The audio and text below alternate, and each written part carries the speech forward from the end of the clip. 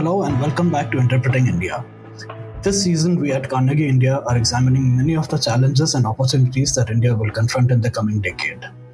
I'm your host, Anirudh Burman, and this week I'm joined by Dr. Vardhan to discuss India's commodity markets. The Indian government's response to the pandemic included a proposal to reform the agricultural markets through a set of laws that became controversial. In December 2021, the government was forced to roll back these laws that would have reformed agricultural marketing systems throughout the country. One of the objectives of these laws was to create a national market in agriculture. The creation of a national market would, among other things, improve the availability of price information to farmers when they plan on what crops to plant. This price information is often used by farmers in spot markets like mandis to negotiate for better prices as well. This would have happened, among other things, through a better linkage to commodity derivatives markets. Commodity futures markets or derivative markets like NCDEX and MCX are platforms for trades in commodity derivatives, and they perform a vital role in the economy. However, because commodity exchanges deal in the trading of contracts related to agricultural commodities as well, they are sometimes the subject of political and regulatory interventions to a greater extent than other markets. In December 2021, the Securities and Exchange Board of India issued directions banning new derivative contracts in 7 agricultural commodities. This ban covered more than 70% of the traded volumes in the Indian agri-commodities futures markets. What were the reasons for the sudden move, and what repercussions did this have for spot markets in these commodities? What signals do such sudden moves by regulators send to markets, and how do markets tend to react to them? Today's guest, Dr. Vardhan, joins us to help unpack these issues. Dr. Vardhan is a senior advisor with the international management consulting firm Bain & Company. He has over 30 years of experience in the financial services sector. Dr. Harsh is actively involved in policymaking related to financial sector in India. He chaired the Committee on the Development of Securitization for Housing Finance appointed by the RBI in 2019. Recently, he was a member of the Cross-Border Insolvency Rules of Regulations Committee of the Ministry of Corporate Affairs. He is an independent director on the board of Karur Vyasa Bank and the National Commodities Clearing Limited, and chairs the risk management committees of the board for both. Harsh, welcome to Interpreting India. Thank you so much. Thanks for inviting me. I'm happy to be here. At the outset, I just wanted to say that everything that I'll say today here would be my personal views and would not reflect the views of the various organizations I am affiliated with. Sure, Harsh. Noted. Harsh, I wanted to start with a more prefatory question because you followed commodity markets and their development in India for a long time. So I would like to start this discussion by asking you to just give us a brief explanation of the importance of commodity exchanges to the economy, especially sectors like agriculture. Yes. So one of the basic things we should first understand is the difference between spot exchanges or spot markets and derivatives markets, because what is more recent and more formal are what are called derivative exchanges, where futures and options get traded. Commodity spot markets have been around for a very long time, for as long as commodities have been around. So a simple example is that if you look at agricultural commodities, farm produce, there are mandis all over the country, right? They are nothing but markets, but they are what in the language of this business we'll call as spot markets or cash markets. A simple way to understand the difference, if you allow me 2 minutes, is all of us have vehicles where we buy petrol every week or every other week, right? We go to a petrol station and we do a transaction. That is a classic cash or spot transactions. But imagine that if you find some kind petrol pump owner who says, where you go and say, look, let's agree on a transaction where I'll get the petrol from you on 15th of August. But let's agree on the price today. That will become a futures market. That is what these exchanges are. So until about mid 2000s, I think somewhere around 2001, 2002, the first set of formal modern commodity exchanges got set up in India. There used to be forward market in smaller segments earlier. So there was a small paper exchange down in Cochin, which is functioning for a lot. But more sort of as a company, more modern organized exchanges started around that time. And there are 4 or 5 licensed exchanges now. A couple of them are sort of, let's say, operationally more active. Subsequent to that, about 3-4 years ago, there was a change in exchange regulations in that now we have a uniform exchange license, which means even the stock exchanges can offer commodity derivatives. So there is nothing that today stops a stock exchange, equity exchange, from offering a futures product in a commodity. So we have now, quote unquote, a universal exchange license. So that's been a history. Most the commodities that get traded, or the futures and options on which get traded on the Indian commodity exchanges, fall into basically, I would say, three types: metals, which is mainly gold; energy, which is mainly crude oil and to some extent natural gas; and then there are agricultural commodities, where are quite a few of them. Right. So these are most commonly the commodities that get traded on Indian exchanges, and so is the case globally. If you look at some of the larger global exchanges, these are typically, they tend to be commodities that most commonly get traded, or the derivatives on them get traded. There are odd exchanges here and there. There is an exchange in Dalian in China which trades futures on plastic and polymer. There is one in I think Malaysia which trades biofuels. So there are some peculiar exchanges. There is one exchange for coffee. There is one for palm oil, and so on and so forth. But other than that, broadly, these are the three categories. They are called commodity complexes. So there's an agriculture complex, metals complex, and then there is energy complex. That's how these places work. Okay, thanks for that. And one of the things that's drawn my interest to this issue of commodity market regulation is the fact that it has strong linkages to spot markets in agriculture, like you were pointing out. So could you talk to us a little bit about the linkages between the agri spot market and the mandis that you were talking about and commodity exchanges? Yeah, so let me first talk about general relationship between a futures market and a spot market, right? Spot market, as I said, it's exactly what you do when anytime you go to a shop. Across the counter, you buy a cake of soap, you give them money, and you're done. There are spot markets for commodities also, where so all the mandis are spot markets. The future markets are where you agree on a price, but for a future delivery.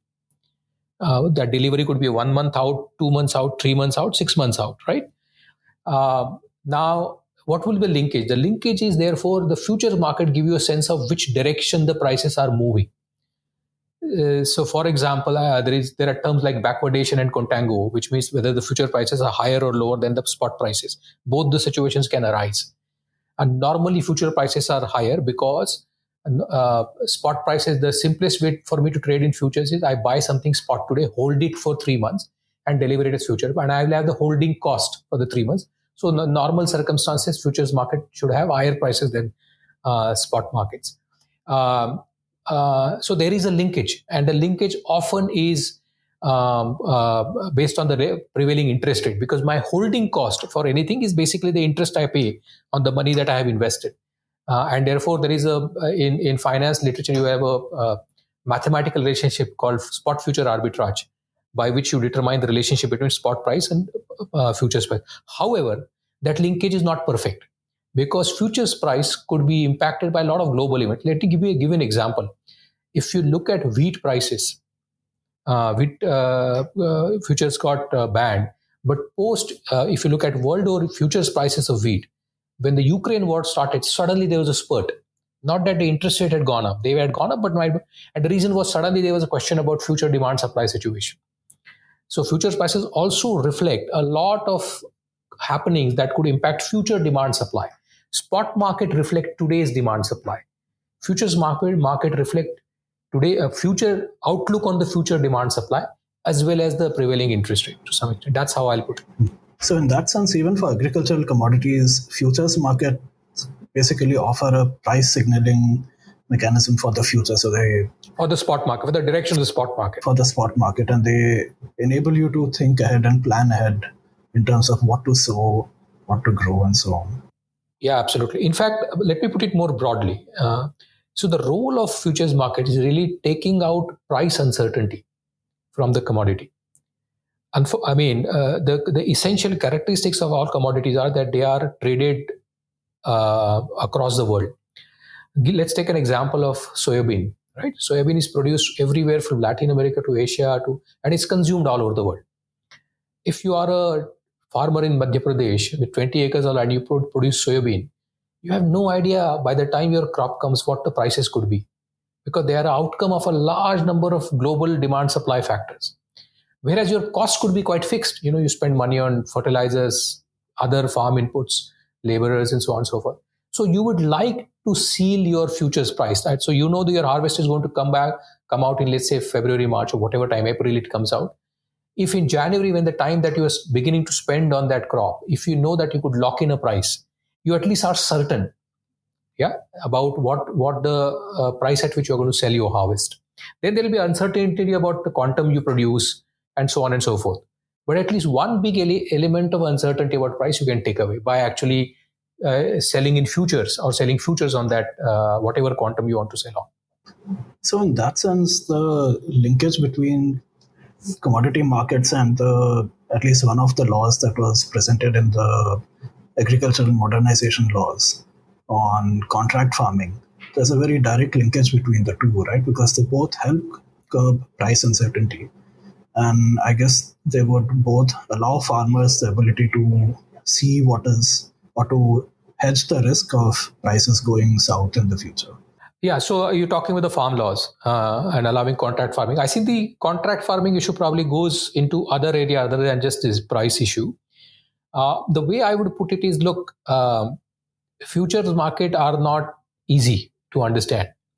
And therefore, if you are a small farmer, it will take you a while to actually figure out.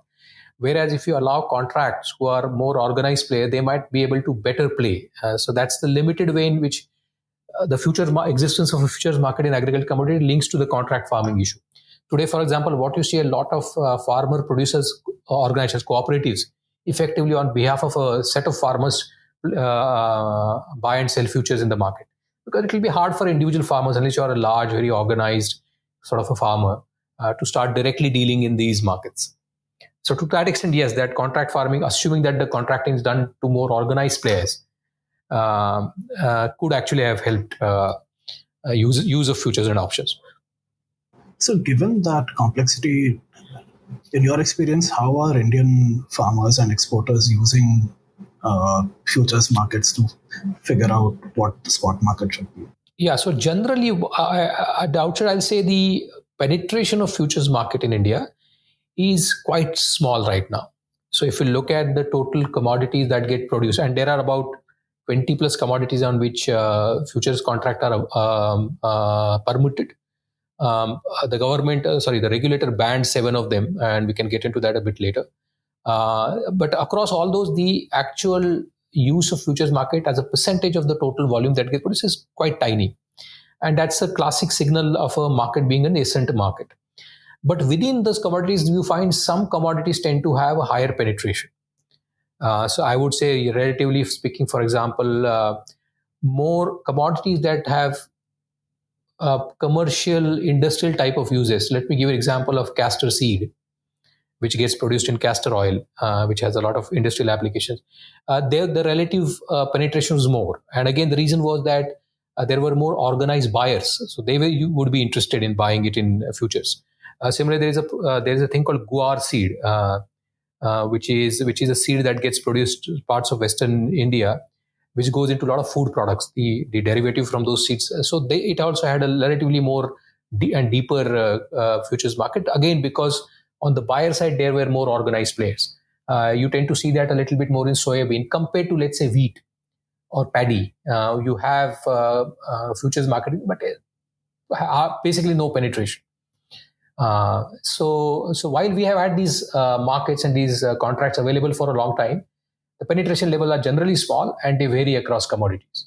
Okay, so what is holding back the development of these markets? Is it a question of infrastructure? Is there a issue of regulatory constraints or barriers that are holding back the development of these markets? So I would say many things. I mean, look, development of commodity markets, futures market has never been easy anywhere in the world. Some of the more established exchanges have been around for hundreds of years. CME, which is the largest, has been there for probably over 100 years. So it takes a long time. There is a lot of institutional development that needs to take place around the core exchange. You need to have, for example, in agricultural commodity, you have to have the whole warehousing ecosystem in place.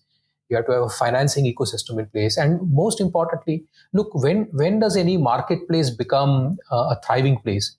When there is a large number of diverse buyers and sellers. Fundamental function of any market is price discovery, right? That the right price for any good is discovered in the process of buying and selling. Now that requires a large numbers of diverse players. If you have large number but monolithic pair who all want to buy and sell at the same time, you will still not have a good market, and that takes time. So I talked about, if you need a very large number of farmers, then we need to have very large number of farmers who have access to these markets. They have some understanding, basic level. All that will take time. Another important thing, you talked about regulations. I think our regulatory framework is by and large comparable with anywhere else in the world. A few differences. For example, we don't allow financial players, financial institutions yet to participate. So we don't have what in the US is called Wall Street traders, which is people who sit actually who are financial institutions but trade in all sort of agriculture from a almost purely speculative basis. A lot of that happens in oil, for example, oil futures. We don't yet allow that. Now there's a long debate whether it should be allowed or not. There are pros and cons. We don't need to get into that debate. But my sense is that maybe over the next 20 years we might allow, and that might add another, that might boost the development of these markets. So it's a slow process. We are making progress, but it's a long journey.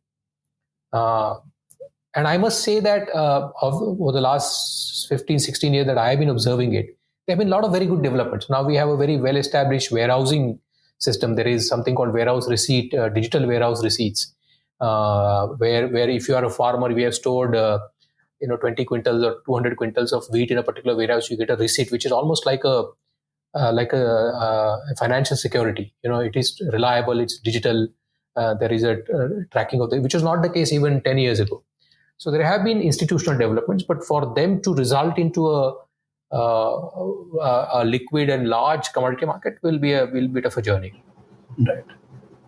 So I want to come to the regulatory piece next, but I wanted to just probe you a little further on the infrastructure provisioning bit, and I played a small role in my previous job in helping develop the electronic receipt system for warehouses. So I wanted to just ask a little bit, what are the kinds of price information that a farmer is looking for when they are looking at a commodity exchange?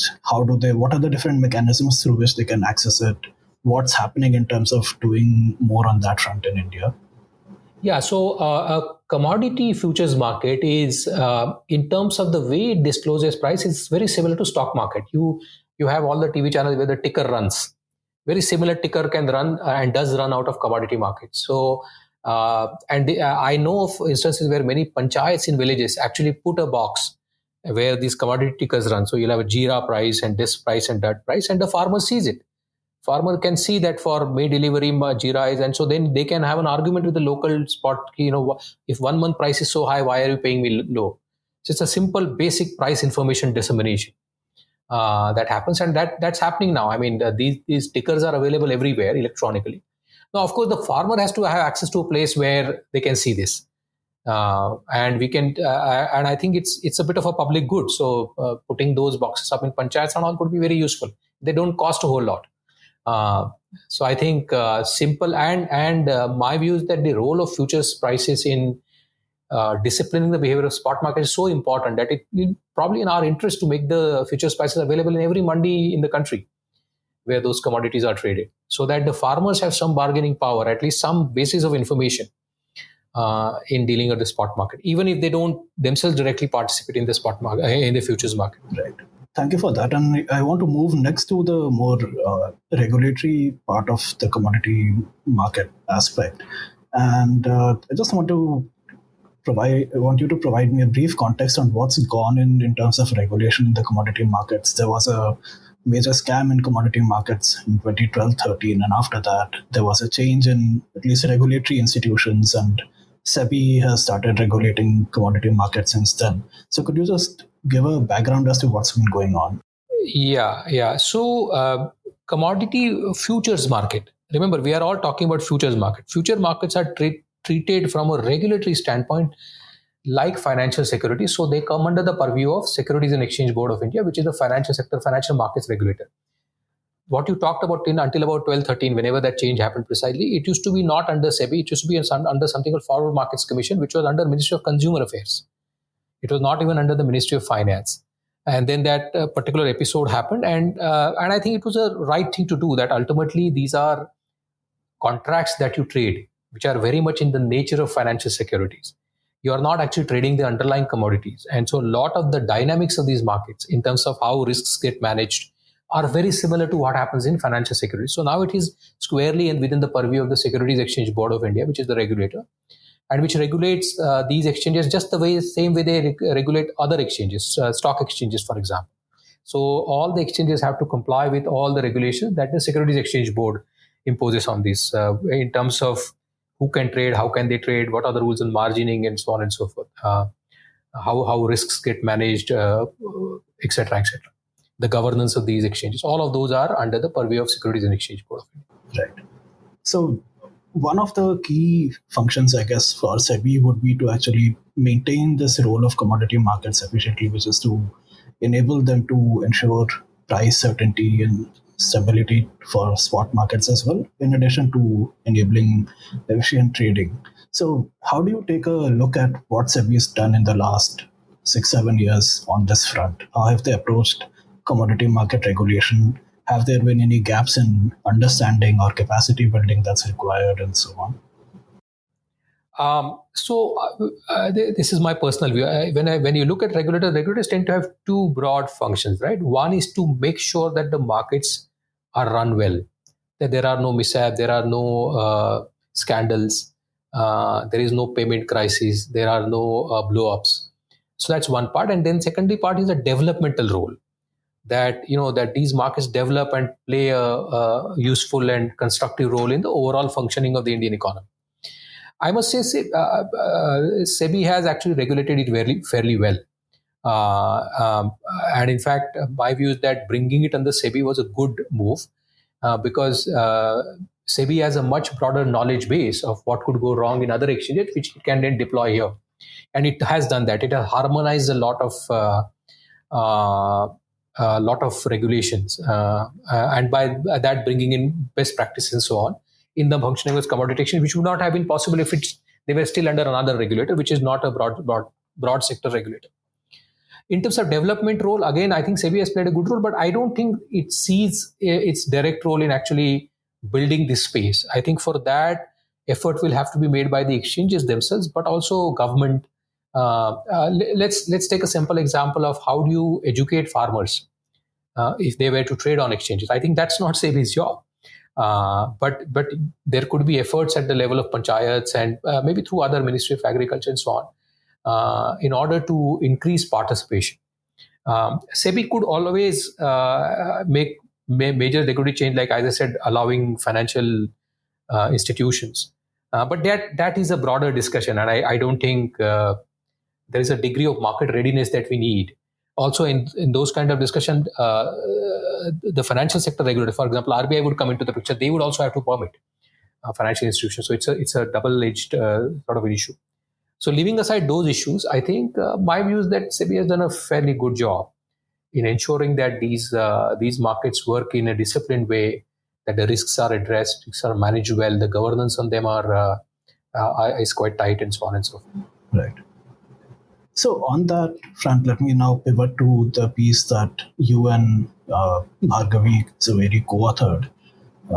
And you've actually written 2 pieces in Bloomberg Quint about this. And this was about a direction that SEBI issued in December, which banned new derivative contracts in 7 agri-commodities. So tell us a bit more about what this ban did. Why do you think it was imposed, and what reasons SEBI is given for this ban? So it happened last year. It happened in 2 tranches. First, it happened, I think, August or September or October, and then it happened in December, where SEBI basically says it banned future trading in 7 commodities: wheat, paddy, soybean, chana, moong, and so on and so forth. And they were actually commodities that had a pretty significant share of the overall commodities trading in the country. And so obviously it was not a good news for commodities exchange because a large volume of the trading on those exchanges went away. Now, in the order that SEBI issued to ban them, they did not give any reason.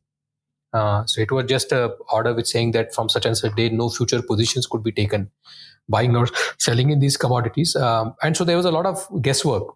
And I want to highlight that because that's the only way you can try to make sense of such regulations when there is no formal explanation given. And the guesswork, the most common consensus on this was that it was done because there was a rapid inflation happening in the spot pricing of these commodities.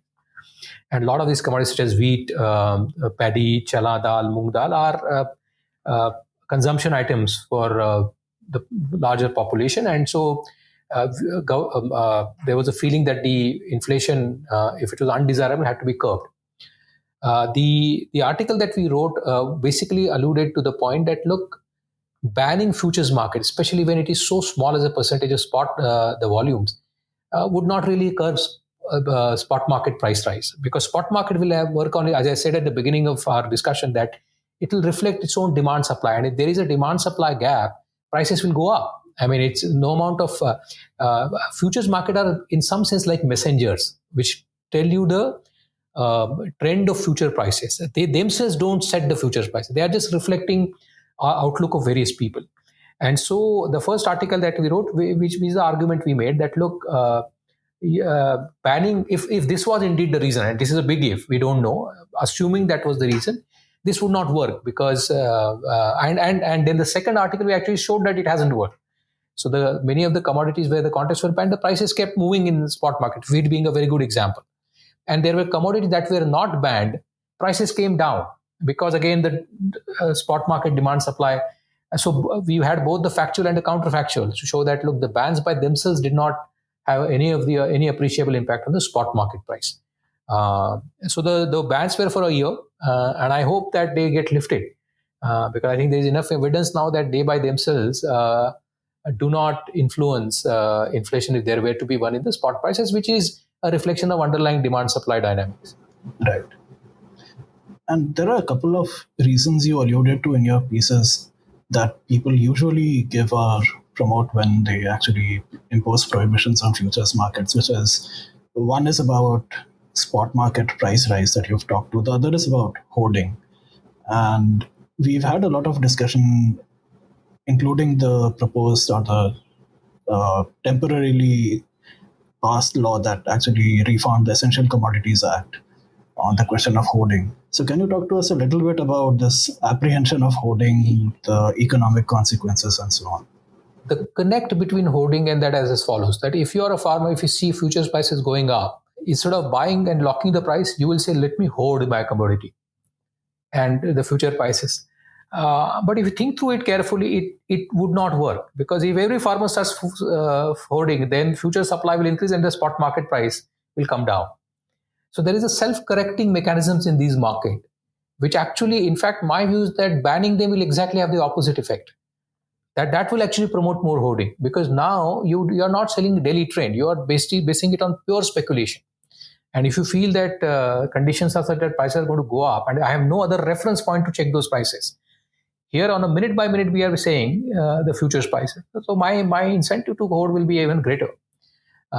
So while I know hoarding is a problem and should create concern in the minds of anybody who deals with this situation, we have to be careful in linking that to the existence of a futures market. I don't think that link is quite as credible. And can you explain your findings a little bit more about what you did to actually examine whether the ban worked or not and what you found? No, so what we did was we said, look, let's look at 4 contracts in the second article, two where the contracts were banned and 2 where the contracts were not banned.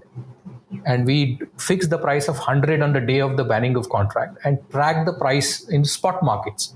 Spot markets polled prices are available, and see how they moved. And what you find it in one of the contracts which was banned, the prices kept moving up, which means clearly banning the future contract did not have any effect. Right. There's another contract where before the ban the prices were moving up, but and the contract was not banned and prices came down. So again there the banning or not banning of contract had no impact on the price. So we see that in the price data. Right. And I think we can do that Even now, we did it from, I think, December till early May. If we extend it, I think the same logic we will find. And look, my own view has been that we didn't even have to look at the data, because for the simple reason that the futures market is such a tiny fraction that it's not even tail wagging the dog. It's like a hair on a tail wagging the dog. If you believe that the future markets are going to swing spot market price, it provides a very good reference for the participant. That's about it. So, in addition to not providing a reference because this ban has been imposed, what are the other downstream consequences for farmers, traders, exporters? Yeah, I mean, you have effectively prohibited the farmers from locking up good prices. I mean, at a broader and somewhat more philosophical level, why is it that farmers always have to suffer? Why can't they once in a while enjoy high prices? If demand supply justify, I mean, we seem to say, oh, price inflation in agriculture is bad because it's going to impact population. Yes, it is, but it is going to benefit farmers. They are also an important part and constituents of the population, and in fact, a larger percentage of the population. So that's more a philosophical argument.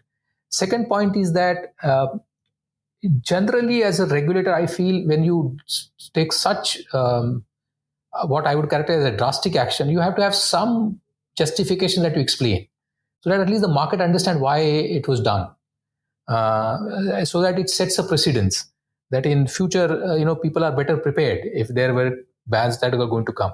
In the absence of any explanation, you just keep wondering, because then you say, well, maybe tomorrow 3 more contracts could be banned. Who knows? And finally, I think your earlier question, actions like this, I don't think work in the interest of the broader development of these markets. If we believe that developing a futures market is generally useful for our economy as it becomes larger, more complex, we need to have deeper and larger and more participative exchanges. Actions like this, I think, set us back a little, especially when taken without a clear explanation. And it's been almost 6 months now that the action was taken. Well, the order said the ban is for a year, so I don't think the regulator is obligated to make any clarification. They can always lift it before that original thing. I hope they do that, but they are not obligated to do anything in between as long as the ban is in place. There were 2 other points that you made in your articles that I found interesting. One was that you hinted or talked about the fact that some of this could have been done in consultation with the central government. And you hinted at the fact that this actually shows or has adverse implications for SEBI's independence and its stature as an independent regulator. So, could you talk to us a little bit about that? Yeah, so that was guesswork. I must say that it's a speculation. And the reason it was speculation is simple. SEBI's legal mandate, if you look at, is not price stability. So even if it was inflation was a concern, it should not be SEBI's concern. See, all regulators have to work within their mandate. Price stability is RBI's concern. It's their mandate. It's not SEBI's mandate. So assuming, again, I come back to that, we are making an assumption here. Assuming that inflation was the concern which resulted in this ban, I mean, SEBI is not mandated to deal with inflation. That was one. And so the logical conclusion would have been, it's a concern of the government. It should be the concern of the government. So that's where we speculated that it may have been in consultation with the government. And the second point over that then is they said, look, if a regulator takes action which are not directly related to its mandate, then the field is open, right? Which means any other action could be taken. It's not so much about independence. Ultimately, I think all regulators are agents of the state. So to that extent, they reflect the wishes of the state. But in order to ensure that there is a degree of predictability to their action, their mandate becomes important, because that's enshrined in the law that creates them, which is law that is passed by the parliament. So if there is an action that is not clearly within the mandate, then it raises a bunch of questions about, is this a open-ended regulatory setup where any action could be taken in future? That was the point that we were trying to really drive at. My final question was more in the context of the immediate economic situation. And you talked about this in the beginning of the conversation, that with the Ukraine crisis going on right now, there were both opportunities and challenges for exporters, traders, especially because international prices were going up. So how does this ban impact that? So imagine you are a farmer, you are a wheat producer in Madhya Pradesh, and you saw wheat prices going up. They went up 20, 30, 40%. And we would have loved to lock at least half your produce at higher prices, because by the time your crop comes, maybe the conflict gets over and prices crash. They can crash like 30% in a day if the conflict gets over, or 20% in a day. So you have deprived the farmer an opportunity to lock in this high rising prices because of the global situation. Again, the farmer is the sufferer here. All of us will pay higher prices of wheat, but that's fine. It's a small fraction of our spend. It's the entire income for a wheat farmer. So you have deprived the farmer of that opportunity, right? And so I think, and this you can say same thing, soybean and many other commodities, dals and various pulses and cereals and so on. So that's the real point, that at a time when, after a very long time, there was a steep rise in the prices, you deprived the farmers from benefiting that. And I don't know how much have we saved the broader population in terms of actually curbing the impact of inflation. Our family, even normal family household, is spend on wheat would be a tiny fraction. So I think that is how I see it. And this, especially in the context where agriculture has been one of the better performing sectors during the COVID crisis. And look, let me make a broader point. We have had these minimum support prices for a very long time in our country, which is the backbone of our agriculture policy. And I don't want to discuss them because there are the political, economic questions there are broader. But when the government issues minimum support prices, in the language of the commodities market, it is issuing what is called a put option. It is given an option to farmers saying, you can sell it to me in the future date at this price. Now, just as a thought experiment, imagine if government allowed somebody else to do it, a market participant, a buyer of these commodities, a flour mill or something, and facilitate that process. It helped both sides to say that, look, why don't you commercially, I will, how much of a revolutionary change it could be in terms of the way we do this. We achieve the same outcome, which is that the farmer gets an assured price, but without burdening the government. The government said, okay, you farmer, you are buying a put option in the market. There is a premium you have to pay. I will subsidize that premium. But then I will not give you the minimum support price. I'm just offering that as a rather simplistic and almost like a thought experiment idea. So I'm saying developing these markets could have profound impact on the way we do broader agricultural policies. And that's how I think we ought to see this. Yeah, and that's a great note to end this discussion. It's been a great freewheeling conversation, and thank you for that. And we'll post the links to both the pieces that you have co-authored on this issue on our page for the podcast for those who are interested. Thank you, Harsh. Thank you for having me.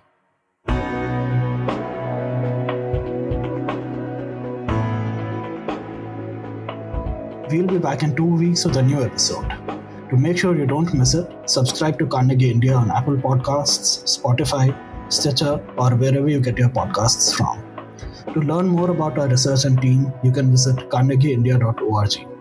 You can also follow us on Twitter, Facebook, LinkedIn, and Instagram. Thank you for listening. See you next time.